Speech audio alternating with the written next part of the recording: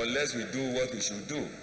So setting up banks that will support the mining sector, it will just be a no-brainer if we want to get it right. And I know within the next maybe 5-10 years, all our dependency on oil, people will begin to see that we have all not done what we should do at the appropriate time. So in order for Nigeria not to be left behind, I think this is the time for all of us to support initiatives. Pray that this will not be was involved and all of what we are happening now. So if we fund this, and there's also the Bank of Industry too now. There's also the Bank of Industry. That's why I pray that this works. If it does, then of course all of us will be better. By the Bank of Agric. Yeah. Difficult. Those are that the industrial sector. They've not even been able to cope with the Bank of Industry. Even the Bank of Agric, they are specialized. Of course, Bank of Agriculture will not lend anybody.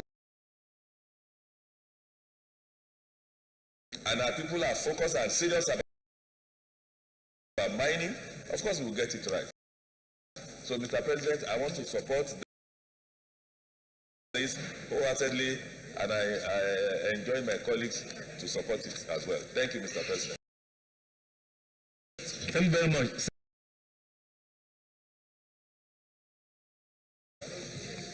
Thank you, Mr. President. My name is Yusuf. I had for so many years.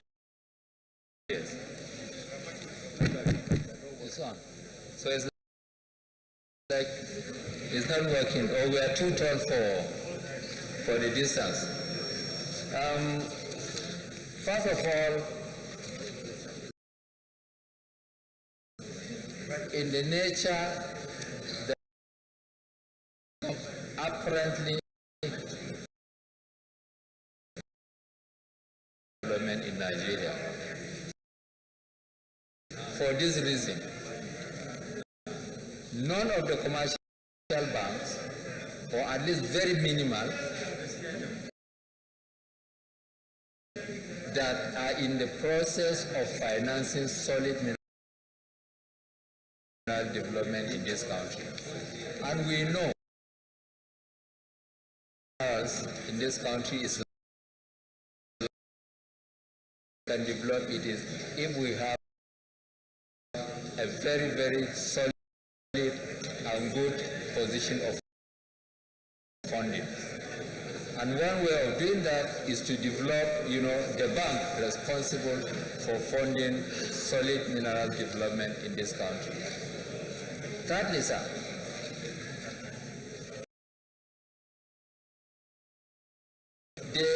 the deposit profile of banks in this country today are about 70 to 80% short in source. So one source of getting that is to develop this solid mineral development bank, which will have a large span or a large tenor of funds for the development of solid mineral in this country. Number 4, sir, if you do not have such bank,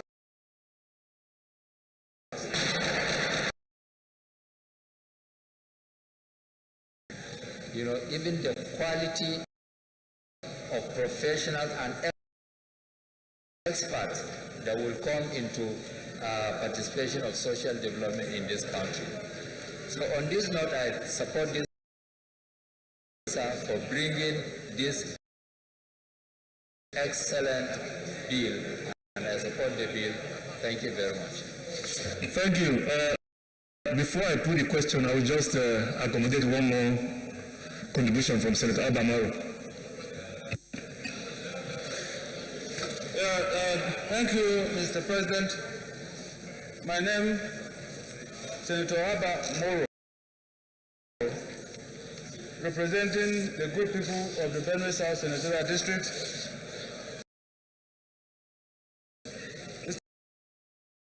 Estimation, Mr. President, is a very timely bill.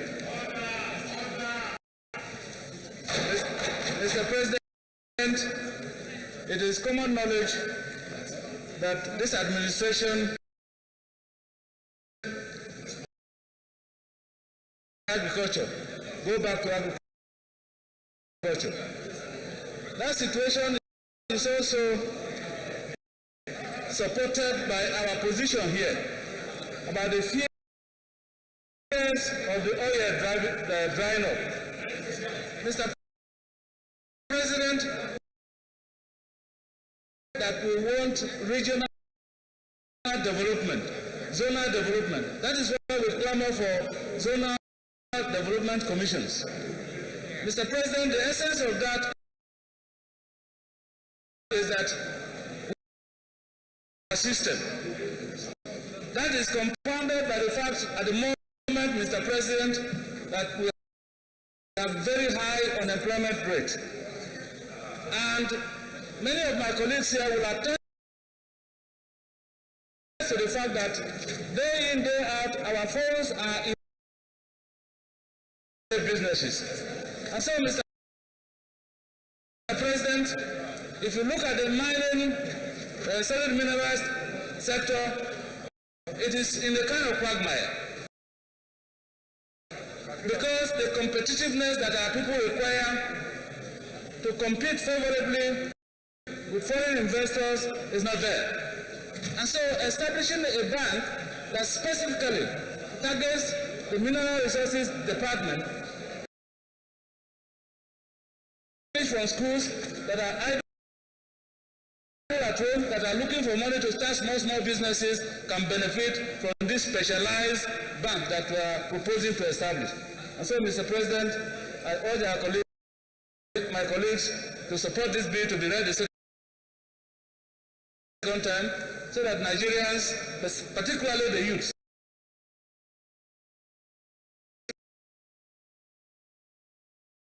contribution here. Thank you, Mr. Tamoro. I'll put the question. Those in favor?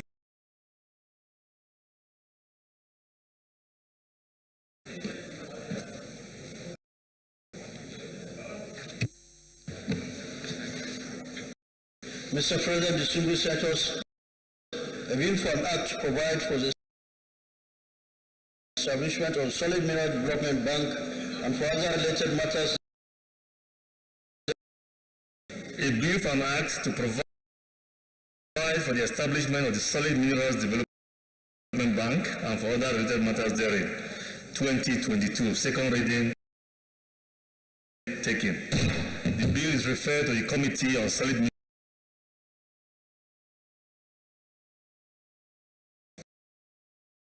Senate.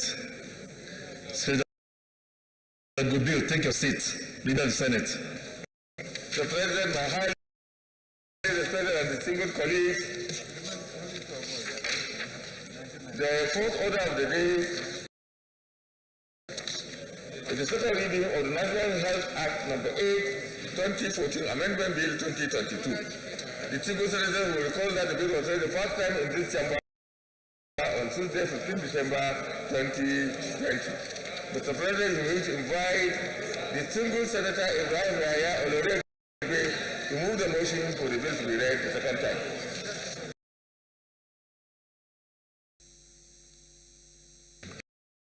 Do we all have the second reading yet? The lead debate? Everyone has it? Please.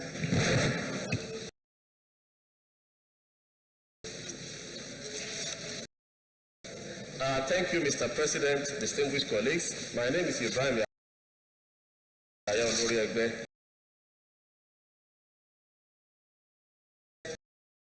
The debate on this very important bill, which seeks to amend the National Health Act No. 8 of 2014 to improve quality healthcare delivery through the suppression of the National Council on health and strengthen the country's capacity to adequately prepare and respond to disease outbreak and ensure resilience.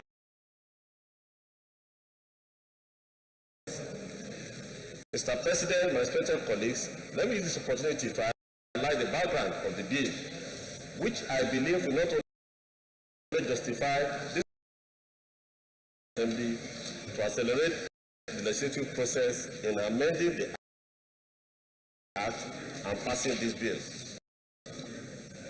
Mr. President, the national development and management of the Nigerian health system has set standard for the delivery of health services nationwide. While various sections of the Act are currently being implemented, some require further action to drive implementation, and new sections are required to address current and emerging issues in the Nigerian health sector. With almost half of Nigerians living below the poverty line and facing the dual burden of high incidence of infectious diseases, the Nigerian underfunded organizations and private sector have significant role to ensure that reliable and affordable healthcare reaches all segments of society. There is a marked discrepancy in the availability and quality of services between the private and public facilities and between urban and rural areas. Although the government has committed to universal healthcare funding will be found is unclear. This challenge demonstrates the need for improved working relations between the public and private sectors. There have been concerns and issues raised by many actors in the health sector as a result of the recent emergence of global pandemic and pockets of outbreaks across the country. These issues, as well as many others affecting quality healthcare delivery in the country, have stirred up conversations on several health concerns not addressed by the National Health Act, and have brought and tackle the current and anticipated needs of the health system. Section 4 of the Principal Act, which established the National Council on Health, has made the Minister of Health the chairman of the council. Other members are the Minister of State for Health and Commissioners of Health from all the 36 states of the Federation and the Head of Health in FCT. With this political composition, it will be difficult to pass a significant political or administrative decision without the chairman, who is the chief health officer of the Federation. Recently, Nigerians have experienced a severe delay in constituting of the Federal Executive Council, which made the operation of the Basic Healthcare Provision Fund almost impossible, thereby rendering the act objective angry. Another serious gap identified in this framework is the total absence of health security in the operation of the Principal Act. Furthermore, it is submitted that the stakeholders are not satisfied with the formula for operating the Basic Healthcare Provision Fund established under Section 11 of the Principal Act. This also demonstrates the need for this chamber to have a second look at the process. Provide for the role of private sector in the healthcare services in order to improve the private sector participation in the health sector, to empower the private secretary of the ministry to preside over the affairs of National Council in the absence of the minister, to provide for health security and review basic care health fund provision, and for other related matters. The key objectives of the bills include: A, to provide for the role of the private sector in the healthcare services in order to improve the private sector participation, preside over the affairs of the National Council of Health in the absence of the minister, to provide for the health security and to review the basic healthcare provision fund. The bill has only 4 clauses, amending Section 4 and 11 of the Principal Act. It should be noted that there is no need for any additional funding to implement the amendment, hence no financial compendium is included. Mr. President, my highly respected and distinguished colleagues, I humbly urge us to support this legislative proposal. Thank you for your attention. I so submit, Mr. President. Thank you. Senator Hassan Adeja, please. Thank you very much, Mr. President. Senator Ibrahim Hassan Adeja, distinguished Senator Olorebe, who having carefully looked at the way the Health Act has been implemented, identified some lapses, which is preventing the Health Act from actually achieving its objective, chief of which, of course, is the composition of the Health Council, the highest decision-making body in the Act, which by now, Mr. President, the amendment is just focusing on 4 areas, which Honorable has identified, and I think if we all support this bill, it will go a long way in ensuring that the objectives of the Universal Health Provision Fund is achieved, as opposed to a situation now where the minister is engaged in the detriment of the implementation of the USPS. So, Mr. President, I would like to second this bill, and I urge my colleagues to also support it so that we can quickly implement in implementing. One more contribution, and I'll put the question. Senator Matu Urohide, please.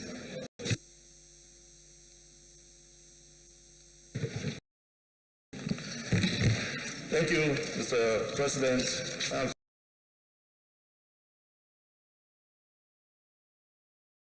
My support is based on the grounds too that have been illustrated by the sponsor of this bill, who, in my opinion, is very competent, to speak on issues like issues that concern our country. Mr. President, my distinguished colleagues, the health sector is a very critical sector.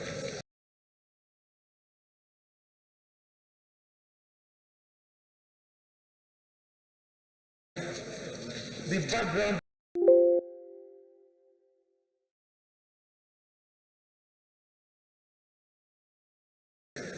a few issues have thrown up, and these issues, I'll take one. One of them is the COVID pandemic. When the COVID broke all over the world, we found out in our country that we were never prepared for it. All the issues, all the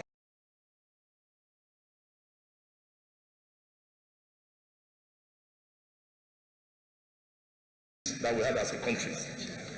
The other one is the insurgency that we had in the Northeast, where we found out that the IDP camps that were now thrown up because of insurgency, we fell short as a country to provide that government partners were the ones that took up the responsibility to look after Nigerians in this country.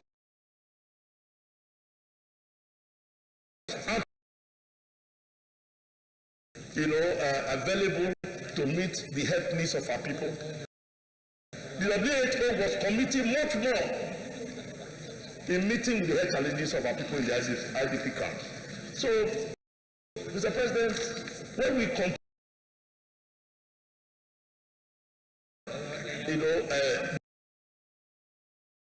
need is business.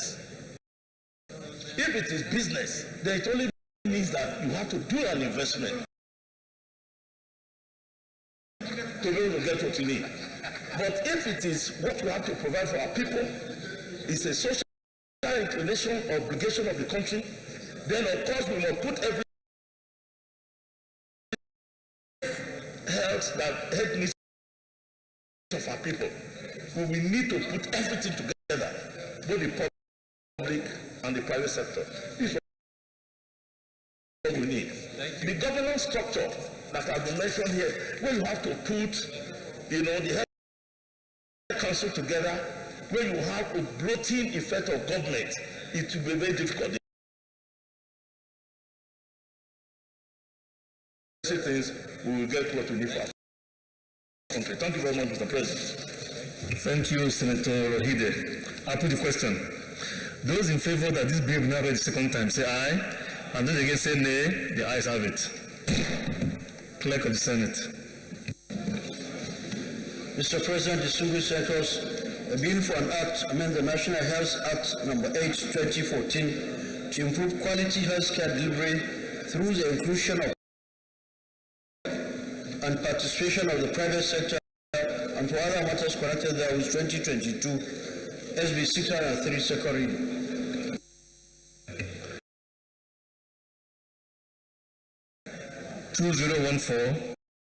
To improve quality healthcare delivery through the inclusion and participation of the private sector and for other matters connected therewith, 2022, second reading taken. The bill is referred to the Committee on Health to report back within 4 weeks.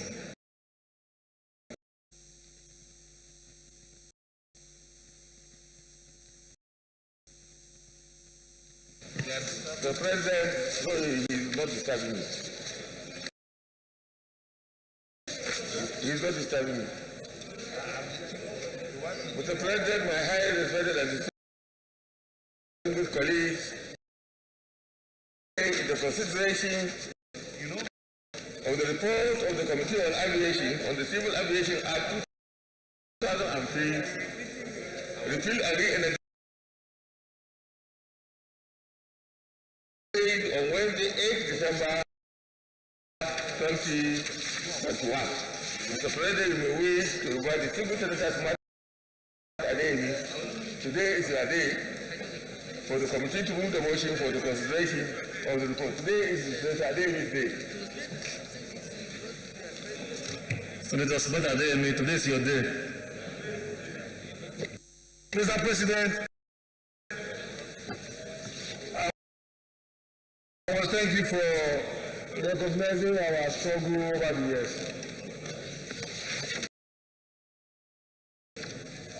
I'd like, Mr. President, to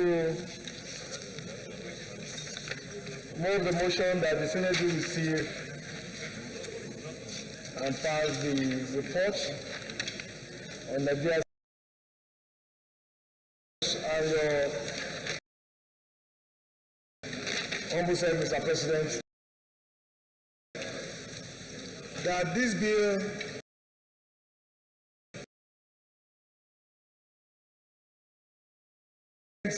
some few but very critical clauses. Seek, Mr. President, among other things, to empower the civil aviation to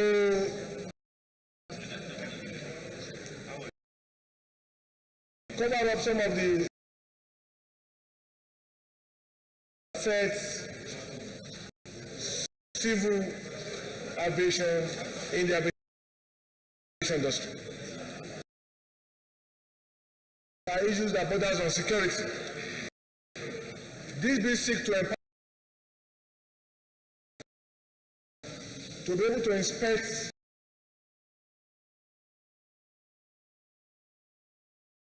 reports, their findings, if it's so compelling, to the appropriate authorities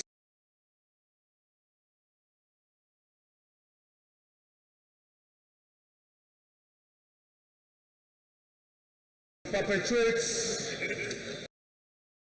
and to encourage corruption and indeed some level of insecurity in our country. What they do is to get a charter flight, the aircraft. Mr. President, let me go let you know that even some of the private jets that you see around, they are being used for some small goods. They are being used for economic sabotage in this country. This is something that is difficult to say, but Mr. President, the truth is, there comes a time when you speak the truth to our nation. Many of the aircraft you see people are having a charter flight. What they do is to use them to curb some of these excesses and abuse